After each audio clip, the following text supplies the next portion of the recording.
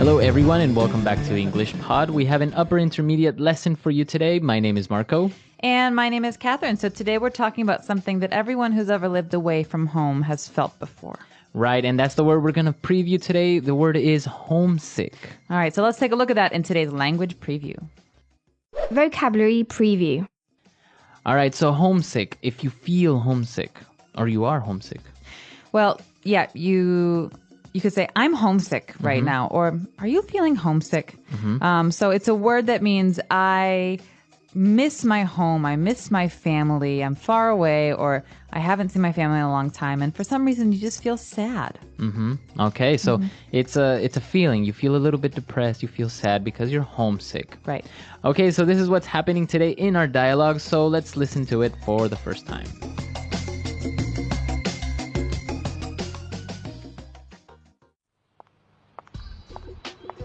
Tom, how are you? Hey, we missed you at the party last night. Are you okay? I don't know. I didn't really feel like going out. I guess I'm feeling a little homesick. Come on. We've been through this already. Look, I know the adjustment was hard when you first got here, but we agreed that you were going to try and deal with it. I was. It's just that the holidays are coming up and I won't be able to go home because I can't afford the airfare. I'm just longing for some of the comforts of home, like my mom's cooking and being around my family. Yeah, it can get pretty lonely over the holidays. When I first got here, I'd get depressed and nostalgic for anything that reminded me of home. I almost let it get to me, but then I started going out, keeping myself busy, and before I knew it, I was used to it. I see what you mean, but I'm still bummed out. Okay, how does this sound? Let's get you suited up and hit the dance club tonight.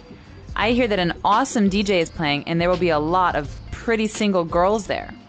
You know, I could really go for that. You don't mind being my wingman for tonight?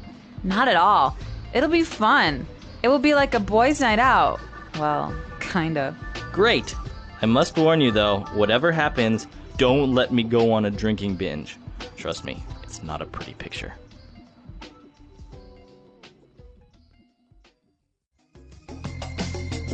Alrighty, we're back. So yeah, I guess he's very homesick. Very homesick. And his friend is really worried. Yeah, but actually I think this is common, right? To be homesick during the holidays, like Christmas, for example. Oh man, it's the worst during the holidays because you think of all the traditions and all the things that you normally do at home and you're not doing them.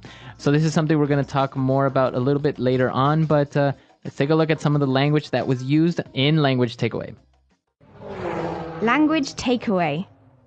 This first one is key, right? So when you move away from home or when you move to a new place, you have a period of adjustment. So adjustment is kind of finding the right balance or doing something so that you can kind of feel comfortable. Okay, so you have to adjust to your new life away from home. Or your new environment. So many times people say, wow, moving to China must be a big adjustment. So it means there's so many differences that it must take a long time to feel comfortable again. Okay. All right, so that's adjustment.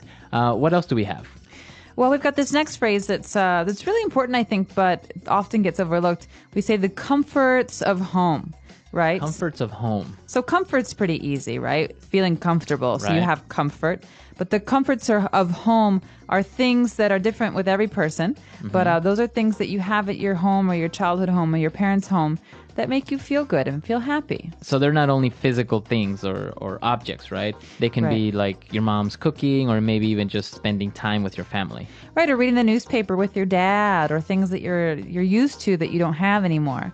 And so those are the comforts of home. I could say, Marco, do you miss the comforts of home in Ecuador? I mean, do you have anything that's really... Of course.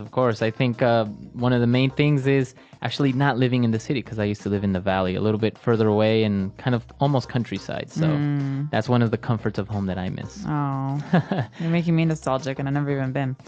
All right, well, this is our next word, actually. Right? Nostalgic. Nostalgic. It's a feeling. I'm feeling nostalgic, or he's just really nostalgic.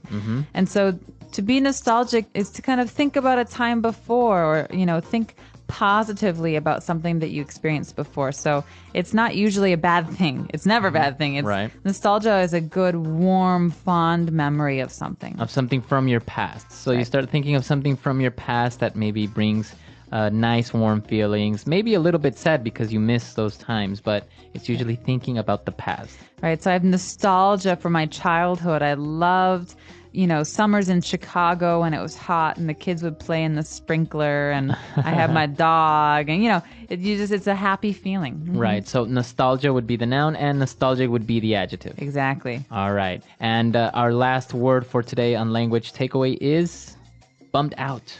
Bummed out. Okay. I'm bummed out. We've got another feeling here, so we're all full of feelings today. Bummed out is a sad feeling. So to be bummed is kind of slang, and it means to be sad. Okay, or disappointed. Disappointed. So you come into the office, Marco, and you look a little tired, and I said, "Are you okay? Are you bummed out about something?" I can say, yeah, I lost my wallet last night, so I'm really bummed out. Oh. Or something like that. So yeah, you feel bummed out when something bad or sad happens right. to you. All right, so why don't we move on now to a couple of different phrases on Fluency Builder. Fluency Builder. All right, this first one is something that you often say to old friends or family. When you're friends with someone, they go through periods of happiness and sadness. And so when someone's going through a down period again, you say, "Oh, we've been through this already." We've been through this already. Or, when you're giving someone advice and they never take your advice, you say, "Listen, we've been through this already. You should know by now that I," and then, whatever the advice So is. this has happened before, or we have experienced this before, or we already solved this problem or situation. Right. You could imagine two bank robbers who are going over their plan for the 10th time, and then the one says to the other, "Hey, we've been through this already. You should know the plan by now." Exactly. All right, so we've been through this already. They were talking about the adjustments and everything. And then what other phrase did they use? Well, the next couple of phrases have to do with the friend's suggestions because she has a lot of ideas to cheer her friend up, the depressed one. And the first thing she says is, "Hey, let's hit the dance club." Okay, let's hit the dance club, or let's hit the dance floor tonight. All right, so hit in this case doesn't mean like hit. Right. It doesn't mean you're punching someone. It means to go to or to do. All right, so we can say, let's go to the dance club tonight. Let's hit the dance club. Exactly. It doesn't have to be a dance club, but let's hit that concert tonight. I really want to go there. Okay, so you can hit pretty much any place, right? Exactly. And this is a very kind of spoken language, so you wouldn't say this in your essays, but it's a good way to talk about plans with friends. All right. And our next word actually is kind of interesting because it's very colloquial, and it's a wingman. I can be your wingman tonight. So wingman, you have to think about wing meaning side, not like a bird's wing. So a wing means side, and a wingman is a guy who will go with you to a bar or a club to kind of help you find a date or a girl or someone to talk to. Okay, so this person, this wingman, usually keeps you company and helps you decide maybe what girl to talk to, or maybe even introduces you to someone. Right. At a club or at a restaurant or bar or whatever. And, the key is that people don't like to go alone to bars, right? Because you feel sad and then you look weird because you're all alone. And the same is true for girls. And so if a guy wants to go to a bar and he sees two girls, well, he has to have a friend to talk to the other girl. Right. So a wingman also helps in that sense. He helps balance things. All right. So there's a whole science behind the wingman. Yeah, I'm sure if you look it up on Wikipedia, you'll find 10 pages of information. All right. So since they are going out tonight, they said it could be boys' night out. Okay, so this is another phrase you hear all the time, especially among young people. Boys' night out and girls' night out. And so, sometimes you spend a lot of time with your husband or your wife or your boyfriend or your girlfriend, and you just want to have some time with your friends. Right. And so you call this girls' night. For me, girls' night out, you just go out and you do girl things. Guys' night out, you do other things. Okay. And so in this case, girls only or guys only. Boys' night out is only guys. Exactly. And that's why this is funny, because it's the girl who says, "Hey, let's have boys' night out." And she's not really a boy. All right, great.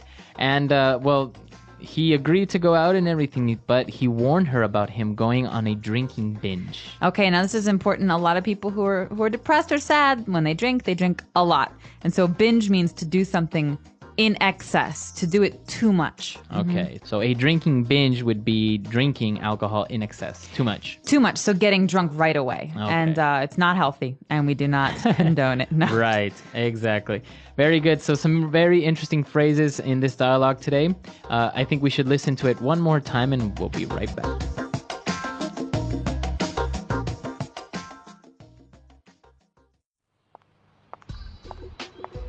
Tom, how are you? Hey, we missed you at the party last night. Are you okay? I don't know. I didn't really feel like going out. I guess I'm feeling a little homesick. Come on. We've been through this already. Look, I know the adjustment was hard when you first got here, but we agreed that you were going to try and deal with it. I was. It's just that the holidays are coming up and I won't be able to go home because I can't afford the airfare. I'm just longing for some of the comforts of home, like my mom's cooking and being around my family. Yeah, it can get pretty lonely over the holidays. When I first got here, I'd get depressed and nostalgic for anything that reminded me of home.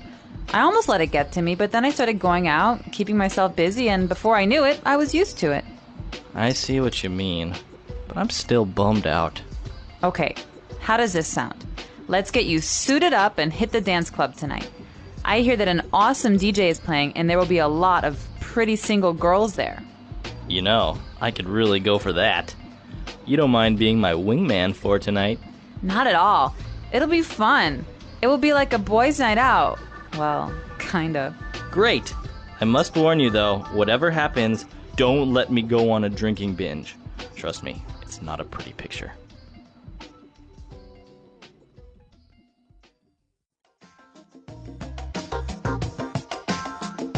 All right, we're back. So speaking of homesick and holidays, do you actually get very depressed or homesick during Christmas?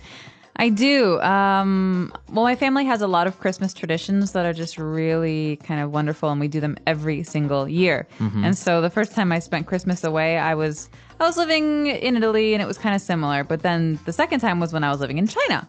And China was just not the same. No oven, so no Christmas cookies. And no granny who, pours vodka and eats meatballs. And like my mom not running around the kitchen. You feel lonely. And then all of a sudden you get a phone call. And it's the entire family. And they're all together eating, having an amazing Christmas. And they think it's going to help you feel less homesick, but it makes you feel more homesick. So you definitely have nostalgia for those days during the holidays. But what about you? I rarely get homesick, but yeah, sometimes during Christmas or New Year's. New Year's, we usually have more unique traditions in Ecuador. So it's very fun. The family gets together. We dance. We eat. So, but yeah, I've been away from home so long that I rarely get homesick anymore. But it's great to go back and spend time with the family. So after my visit to Ecuador, then I might get homesick for a little while, but then it goes away. Yeah. Well, you guys should tell us. Do you ever feel homesick? And if you do, what do you feel homesick about? What do you miss? Maybe mom's cooking, maybe family, maybe the comforts of home. Yeah, so we're curious to hear your answers. We have a website, EnglishPod.com. You can, of course, also leave us questions. We're happy to answer those. And until next time, everyone. Bye-bye.